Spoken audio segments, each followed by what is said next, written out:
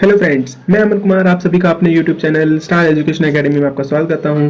जल्दी से सभी लोग इस सेशन को शुरू होने से पहले अपने सभी भाइयों मित्रों को सबको शेयर कर लीजिए और जो भी नए मित्र जुड़ रहे हैं वो अपने सब्सक्राइब बटन पर क्लिक कर प्रेस बेल आइकन पर क्लिक कर लें, जिससे आने वाले वीडियो के बारे में हमें मालूम पड़ जाए और आपको सबसे पहले पता चल जाए और आपके इस वीडियो का फ़ायदा उठा सकें।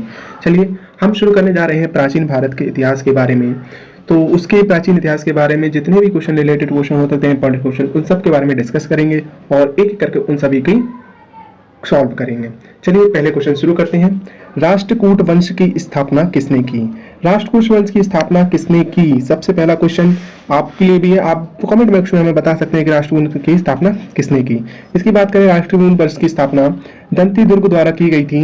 यह 8वीं शताब्दी में की गई थी। कौन सी शताब्दी में? 8वीं शताब्दी में की गई थी। इसके संस्थापक यानी कि दंती दुर्ग थे और इसकी संस्थापक दंती दुर्ग थे और इसके बाद जो दूसरे नंबर के शासक बने थे वो कृष्ण प्रथम थे, जो कि इसके दूसरे नंबर के थे। इंद्र द्वितीय भी उसी वंश के राजा शासक थे, लेकिन उनकी कोई महत्वपूर्ण जानकारी नहीं है, इसलिए आपके तीनों ही इंपॉर्टेंट हो जाते हैं जो कि आपके क्वेश्चन में आते हैं। चलिए बात करते हैं दूसरे क्वेश्चन की कि सेन वंश की स्थापना किसने की? सेन वंश की स्थापना किसने की? अब बात करें सेन वंश की स्थापना जो है, बी क्वेश्चन आ जाता है आपका। सेन वंश की स्थापना किसने की? सेन वंश की स्थापना हेमंत सेन द्वारा की गई थी। सेन वंश बंगाल का एक राजवंश था जिसकी स्थापना 12वीं शताब्दी में की गई और यह हमारे विजयसेन वंश के संस्थापक थे। उसी के साथ बल्लाल सेन, विजय सेन और सूरसेन ये इसी वंश के संस्थापक थे, इसी वंश के शासक थे। संस्थापक नहीं, शासक थे जिसकी उन्होंने बात की गई थी। चलिए बात करते हैं तीसरे क्वेश्चन की। कृष्ण प्रथम जो राष्ट्रकूट वंश का राजा था उसने निम्नलिखित में से क्या बनवाया था? कृष्ण प्रथम जो राष्ट्रकूट वंश का राजा था उसने निम्नलिखित में से क्या बनवाया था? अगर बात करें कृष्ण प्रथम की, उन्होंने एलोरा में जो स्थापित मंदिर है, एलोरा में शिव मंदिर है, उसकी स्थापना जो है कृष्ण प्रथम ने की थी। कृष्ण प्रथम ने की थी। अब बात करते हैं अजंता की गुफाओं के बारे में। अजंता की गुफाओं की स्थापना जो है महाराष्ट्र में है।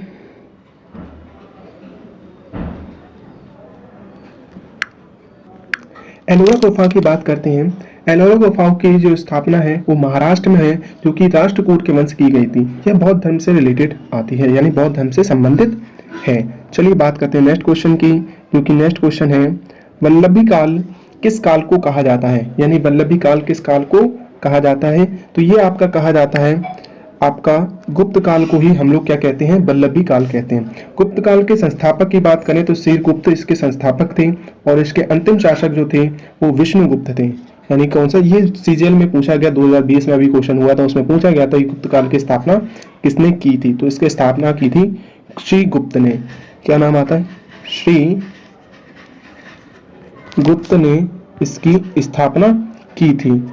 और इसके अंतिम शासक जो थे वो आपके अंतिम शासक जो थे जो विष्णुगुप्त थे। इसके अंतिम शासक, प्रथम शासक की बात करें, प्रथम शासक आपके श्रीगुप्त और अंतिम शासक विष्णुगुप्त थे। चलिए बात करते हैं नेक्स्ट क्वेश्चन की, पांचवें क्वेश्चन की। भारत की रुई अन्य रुइयों से अधिक सफेद है, यह विचार किसका था? क्वेश्चन है, भारत की रुई अन्य रुइयों से अधिक सफेद है, यह विचार किसका था? अगर बात करें भारत की इसके क्वेश्चन के आंसर की, तो इसका पांचवें का क्वेश्चन का आंसर होता है बी। किसका था? मैगस्थनीज का आंसर। मैगस्थनीज ने कहा था कि हमारी जो भारत की रुइयां हैं वो किससे अलग हैं कि अन्य अनेक देशों से ज्यादा सफेद हैं।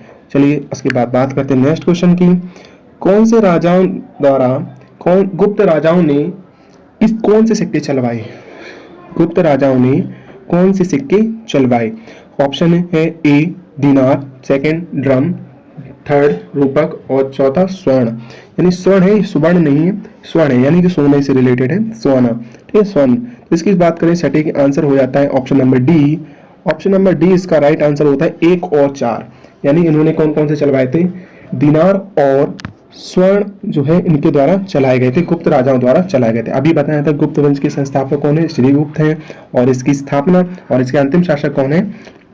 विष्णुगुप्त हैं। चलिए नेक्स्ट करते हैं, इससे आपको इतनी जानकारी मिल जाती है। चलिए नेक्स्ट क्वेश्चन शुरू करते हैं आपके स्क्रीन पर। कुषाणों ने सिक्के चलवाए। अब ये बात की गई कुषाणों की, कुषाणों ने सिक्के चलवाए थे। कौन से सिक्के चलवाए गए थे? कुषाणों के द्वारा। कुषाण एक वंश है जो कि आपकी स्थापना की गई थी, कुषाणों के द्वारा चलाए गए थे आपकी उपयुक्त सभी। ऑप्शन है आपके। चलिए नेक्स्ट क्वेश्चन पे चलते हैं। आपका है अंतिम मौर्य सम्राट कौन था? अंतिम मौर्य सम्राट कौन था? 8वां, जल्दी से कमेंट बॉक्स में आंसर दीजिए। अंतिम मौर्य सम्राट कौन था? अंतिम मौर्य सम्राट आपका अशोक नहीं, बृहद्रथ था, जो कि अंतिम मौर्य सम्राट था।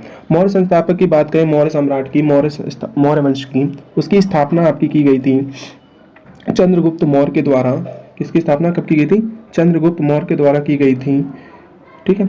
और इसके ब्रदर्स जो था अंतिम संस्थापक था, जिसकी मृत्यु सेनापति ने उसके मारकर कर ली थी। सेनापति उसका नाम था पुष्यमित्र शुंग ने मारकर उसकी हत्या कर दी, और उस क्राइम पर उन्होंने क्या कर दिया? शुंग राज की स्थापना कर दी, यानी शुंग वंश की स्थापना कर दी। और उसके बाद से ये मौर्य वंश समाप्त हो गया, यानी अंतिम शासक आपका बृहदस्थ, और इसकी स्थापना मौर्य साम्राज्य की स्थापना जो की थी चंद्रगुप्त मौर्य ने की थी। चलिए नेक्स्ट क्वेश्चन पे चलते हैं।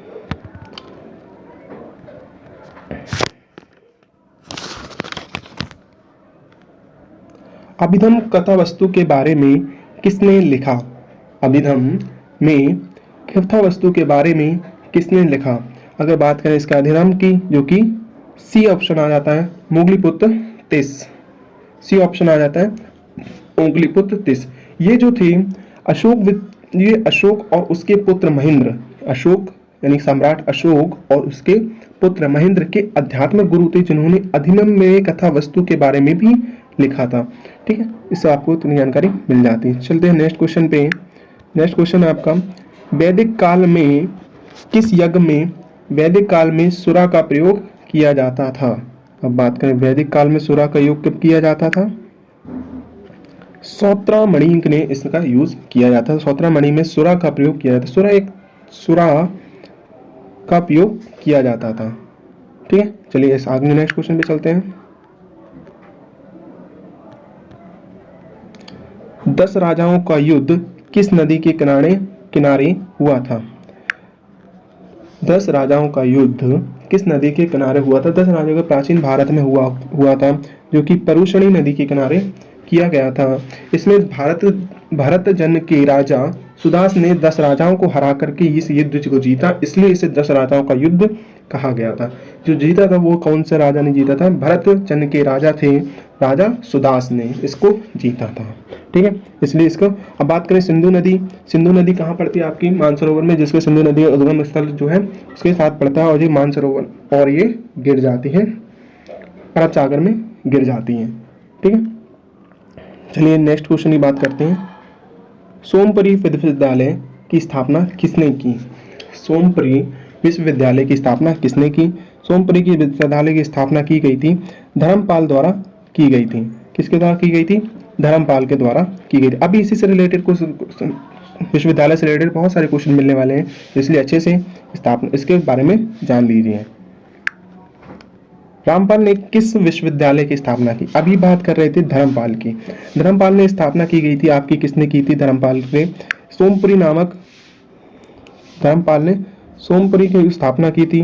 और अब बात कर रहे हैं रामपाल की। रामपाल ने किसकी स्थापना की गई? कौन से विश्वविद्यालय की स्थापना की? तो ये जगदल। रामपाल और धर्मपाल दोनों अलग हैं, थोड़ा सा ध्यान रखिएगा, इसमें एक ही से नाम लगते हैं, रामपाल और धर्मपाल। धर्मपाल ने की थी सोमपुरी की, लेकिन बात कर रहे हैं रामपाल की। रामपाल ने किसने की थी? जगदल की स्थापना की थी, जगदल विश्वविद्यालय की स्थापना की थी। अब बात करते हैं गौतम बुद्ध से रिलेटेड जितने क्वेश्चन हो सकते हैं, गौतम बुद्ध से रिलेटेड उससे क्वेश्चन लेकर आए हैं, और उसकी संगतियों के बारे में भी थोड़ा जानेंगे, और उसके आगे बढ़ते हुए क्वेश्चन सॉल्व करेंगे। ठीक है, चलिए बात करते हैं गौतम बुद्ध की माँ महामाया किस वंश से थी? गौतम बुद्ध की माँ महामाया किस वंश से थी? गौतम बुद्ध की महामाया उनकी माँ है, तो उसके अच्छे से क्षत्रिय कौलिय वंश की थी, जो कि उनकी माँ का नाम क्या था? महामाया, और ये कौलिय वंश की थी। इनके पिता का नाम था शुद्धोधन, जो कि क्षत्रिय शाक्य वंश के थे। उनके पिता कौन से थे? शाक्य वंश के थे। पिता कौन से थे? शाक्य वंश से, माता इनकी कौल्य वंश की थी। और ये उनके पिता के बारे में बताया गया था। ठीक है, अब बात करते हैं नेक्स्ट क्वेश्चन की। नेक्स्ट क्वेश्चन की बात करते हैं। चलिए 15वां क्वेश्चन, वल्लभी विश्वविद्यालय का विकास किसने कराया? वल्लभी विश्वविद्यालय का विकास किसने कराया? अब बात कर रहे हैं, 3 विश्वविद्यालय हम लोग पढ़ चुके हैं। पहला बात कर रहे हैं कि सोमपुरी विश्वविद्यालय की स्थापना की थी धर्मपाल ने, फिर रामपाल ने जगदल की स्थापना की। अब बात करें वल्लभी विश्वविद्यालय का विकास किसने कराया? यहाँ स्थापना नहीं, विकास की बात करें। विकास की बात करें तो ये विकास कराया गया था भट्टारक के द्वारा इसकी निर्माण या मरम्मत करवाई गई थी। इसका विकास करवाया था, इसको बढ़ाकर बड़ा किया गया था। फिर बात करते हैं नेक्स्ट क्वेश्चन की, विक्रमशिला विश्वविद्यालय का विकास करने का अभी बात कर रहे थे वल्लभी की, अब बात आ गई विक्रमशिला की।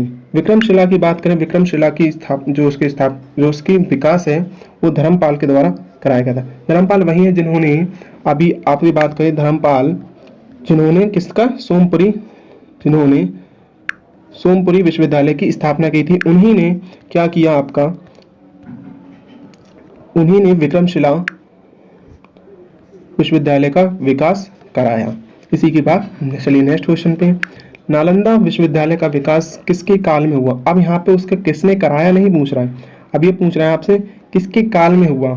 17, ठीक है, तो इसका काल किसके काल में हुआ था? ये हुआ था आपके कुमारगुप्त के काल में, क्योंकि कुमारगुप्त आपका राइट आंसर हो जाता है। अब बात करें गुप्त वंश की, जैसा कि अभी बता चुका हूँ। गुप्त वंश के संस्थापक जो थे श्रीगुप्त थे। अंतिम शासक विष्णुगुप्त थे। इसी के साथ ठीक है, चलिए शुरू करते हैं। नेक्स्ट क्वेश्चन पे बढ़ते हैं आगे। बात करते हैं 18वें क्वेश्चन की, बौद्ध धर्म का अंग मूर्ति पूजा में विश्वास नहीं करता है। बौद्ध धर्म का कौन सा अंग मूर्ति पूजा में विश्वास नहीं करता है? तो यह बात करें तो इसमें कौन सा ऑप्शन है? हीनयान, महायान, वज्रयान या इनमें से कोई नहीं। तो ए ऑप्शन हो जाता है आपका राइट आंसर। कौन सा राइट आंसर? ए ऑप्शन हो जाता है। हीनयान जो है उसको बात की बौद्ध धर्म की उसके बारे में नहीं मानता, उसमें मूर्ति पूजा विश्वास करने के लिए तैयार नहीं है। ठीक है, नेक्स्ट क्वेश्चन चलते हैं। कौन सा पिटक नैतिक आचार संहिता के बारे में बताता है? कौन सा पिटक नैतिक आचार संहिता के बारे में बताता है? तो इसकी मुख्यतः ये जो है विनय पिटक जो है इसके बारे में नहीं, इसके बारे में बताता है अनैतिक आचार संहिता। और इसमें मुख्यतः कानून था कि अनैतिक आचार संहिता में बनाया जाएगा, और इसमें संघ बिछड़ुओं के लिए भी इसमें बताया गया था। ठीक है, चलिए नेक्स्ट क्वेश्चन बात करते हैं 20वें क्वेश्चन पर। बौद्ध धर्म की शिक्षाओं के बारे में कौन सा धर्म ग्रंथ बताता है? बौद्ध धर्म की शिक्षाओं के बारे में कौन सा धर्म बताता है? ऑप्शन ए अभिधम्म पिटक, विनय पिटक, सूत पिटक या बी और सी। चलिए बात करते हैं 20 की। ये जो सूत पिटक है वो आपके क्या बताता है? बौद्ध धर्म की शिक्षाओं के बारे में बताता है। इसमें उल्लेख है कि बौद्ध धर्म की शिक्षाएं क्या है और इसके बारे में बताया गया है। चलिए नेक्स्ट क्वेश्चन पे चलते हैं। 21वां क्वेश्चन, बौद्ध धर्म के महायान पंथ का विकास किसके काल में हुआ? बौद्ध धर्म के महायान पंथ का विकास किसके काल में हुआ? अशोक, कालाशोक, कनिष्क, अजातशत्रु। अभी वो उसमें पढ़ रहे थे हम लोग हीनयान, जो 18वां क्वेश्चन था उसमें था हीनयान। और अभी बात करें महायान की बात करें कि महायान पंथ किसके काल में विकास हुआ था? बौद्ध धर्म से ही रिलेटेड सारे क्वेश्चन हैं जितने भी हमने कराए हैं। तो आपका हुआ था कनिष्क के साम्राज्य में हुआ था, जो कि कनिष्क आपका राइट आंसर है। महायान किसके काल में पंथ में विकास हुआ? कनिष्क के शासन काल में इसका विकास हुआ था। और इसमें इसमें बौद्ध धर्म का एक ही पंथ है। ये बौद्ध धर्म का क्या है? महायान पंथ है, जो कि आपका हीनयान भी पंथ था और जो उसी का एक पंथ है। ठीक है, चलिए नेक्स्ट क्वेश्चन में चलते हैं। बौद्ध धर्म के महायान और हीनयान में विभाजन किस संगति में हुआ? अगर बात करें बौद्ध धर्म की संगतियां, टोटल 4 संगतियां की गई थी। इसके बारे में लास्ट में डिस्कस करते हैं, क्योंकि अभी थोड़े से क्वेश्चन रह गए उसके बाद हम उसके अच्छे से डिस्कस कर लेंगे। तो बात करें बौद्ध धर्म की महायान और हीनयान में विभाजन किस संगति में हुआ? ये आपका हुआ था चतुर्थ संगति में हुआ था, जो कि आपका यानी कि महायान और हीनयान ये दोनों एक ही एक ही धर्म पंथ थे, लेकिन उसको बाद में डिवाइड कर दिया गया। और ये कब किया गया था? चौथी महत्व संगति में किया गया था, जो कि चौथी की गई थी आपकी 72वीं ईस्वी में कश्मीर के कुंडल वन में इसके स्थापना की थी। इसके अध्यक्ष वासुमित्र और उपाध्यक्ष उसके अश्वघोष थे। ठीक है, इसके उपाध्यक्ष कौन से थे? अश्वघोष थे। ठीक है, चलिए नेक्स्ट क्वेश्चन को स्टार्ट करते हैं। प्रथम बौद्ध संगति के अध्यक्ष कौन थे? महाकश्यप, वासुमित्र, मोगलीपुत्र तिस या अश्वघोष? और तीसरी बात करें, प्रथम बौद्ध संगति के अध्यक्ष थे महाकश्यप, जो थे उसके अध्यक्ष थे। चलिए नेक्स्ट क्वेश्चन की बात करते हैं। दूसरी बौद्ध संगति के अध्यक्ष कौन थे? अभी बात करें चौथी की। चौथी के कौन से थे? जब हुआ था बौद्ध धर्म की चौथी की बात करें, चौथी के थे आपके दो वासुमित्र और वासुमित्र थे। प्रथम के आपके अध्यक्ष कौन से थे? मोगलीपुत्र तिस, महाकश्यप। और चौथी के और दूसरी बौद्ध संगति के हैं आपके सब कमी जो है दूसरी बौद्ध संगति के अध्यक्ष हैं। चलिए नेक्स्ट क्वेश्चन पे चलते हैं। किसके काल में चतुर्थ बौद्ध संगति हुई? किसके काल में चतुर्थ बौद्ध संगति हुई? तो इसकी बात करें तो ये आपका आ जाता है ऑप्शन नंबर डी, यानी कि ऑप्शन नंबर डी आ जाता है, जो कि राइट आंसर है। क्या? कनिष्क। यानी कनिष्क के काल में ही सबसे ज्यादा बौद्ध संगति हुई थी। कनिष्क काल में चौथी बौद्ध संगति की गई थी। फिर बात करते हैं नेक्स्ट क्वेश्चन पे। गौतम बुद्ध के गृह त्याग का कौन सा चिन्ह बताता है? गौतम बुद्ध के गृह त्याग को कौन सा चिन्ह बताता है? उनके चिन्ह के द्वारा उसके गृह त्याग को कौन सा दर्शाता है? तो ये बात करें आपकी घोड़ा जो है आपका राइट ऑप्शन हो जाता है, यानी घोड़ा जो है उसके बौद्ध चिन्ह को दर्शाता है। फिर नेक्स्ट क्वेश्चन की बात करें। नेक्स्ट क्वेश्चन की, गौतम बुद्ध के निर्माण को कौन सा चिन्ह बताता है? गौतम बुद्ध के निर्माण को कौन सा चिन्ह बताता है? कमल, चक्र, घोड़ा या बोधि वृक्ष? इसकी बात करें तो ये कौन सा हो जाता है? ऑप्शन नंबर डी, क्योंकि बोधि वृक्ष होता है। बोधि वृक्ष जो है आपके उसके दिखाता है। गौतम बुद्ध के जीवन के बारे में कौन सा चिन्ह बताता है? गौतम बुद्ध के जीवन को कौन सा चिन्ह बताता है? गौतम बुद्ध के गोमन चिन्ह के बारे में बात करें तो एक कमल जो है इसका राइट आंसर है, उसके कमल के चिन्ह। अभी तक 3 चिन्ह हमने पढ़े। पहला था घोड़ा, जो कि उनके गृह त्याग के बारे में बताता है। फिर उसका गौतम बुद्ध के निर्माण का चिन्ह बोधि वृक्ष बताता है। और उसके बाद गौतम बुद्ध के जीवन को कौन सा चिन्ह बताता है? कमल जो है उनके बौद्ध चिन्ह को बताता है। ठीक है, गौतम बुद्ध का सारथी कौन था? पहली बात करें, गौतम बुद्ध जो घोड़े पे बैठते थे, यानी जिस रथ पे चलाते थे, वो उसके सारथी थे। जो चन्ना थे वो उसके सारथी थे। कौन थे सारथी? चन्ना। और गौतम बुद्ध के घोड़े का मतलब जो कंथक का गौतम बुद्ध के जीवन में क्या संबंध था? कंथक जो था वो घोड़ा था, जो कि गौतम बुद्ध का घोड़ा था, उनका नाम क्या था? कंथक। और उसके जो सारथी थे उसका नाम क्या था? चन्ना। चन्ना और कंथक ये दोनों उनके घोड़े से संबंधित आते हैं। ये कुछ बात कर रहे हैं, अभी हम लोग थोड़े से बात करेंगे उसके बारे में। जो अभी हम लोग बात करते हैं उनकी बौद्ध संगतियों के बारे में। चलिए बात करते हैं थोड़ी संगतियों की। गौतम बुद्ध की टोटल 4 बौद्ध संगतियाँ हुई थी। पहली जो हुई थी आपकी, वो आपकी अजातशत्रु के द्वारा समय में की गई थी 483 वंश में, जो कि हर्यक वंश में स्थापित है। इसके अध्यक्ष जो थे महाकश्यप इसके अध्यक्ष थे। फिर बात करते हैं दूसरी बौद्ध संगति की। दूसरी बौद्ध संगति वैशाली में 283 ईस्वी पूर्व में हुई थी। इसके अध्यक्ष शाबक मीर थे, जिनका शासनकाल जो था वो कालाशोक, जो कि शिशुनाग वंश के संस्थापक थे। तीसरी संगति हुई थी पाटलिपुत्र में, जो सबसे इंपॉर्टेंट आती है, जो कि 251 ईस्वी पूर्व में की गई थी। जिसके अध्यक्ष मोगलिपु तसिस जो थे इसके अध्यक्ष थे। ये अशोक के शासनकाल में की गई थी, जो कि मौर्य वंश के थे। ठीक है, बात करें चौथी की गई थी 72 ईस्वी पूर्व में कश्मीर में कुंडल वन में की गई थी। इसके अध्यक्ष वासुमित्र और उसके उपाध्यक्ष जो थे अश्वघोष थे। इस प्रकार हमारे टोटल बौद्ध संगतियाँ कितनी की गई थी? संगतियाँ 4 की गई थी। टोटल 4 बौद्ध संगतियाँ की गई थी। चलिए इसी के साथ अगर आपको वीडियो अच्छा लगा हो तो लाइक करिएगा, सब्सक्राइब कीजिए और बेल आइकन पर प्रेस कर दीजिए, जिससे कि आने वाले वीडियो की नोटिफिकेशन मिलते। चलिए मिलते हैं आपने नेक्स्ट पार्ट 2 में। चलिए बाय।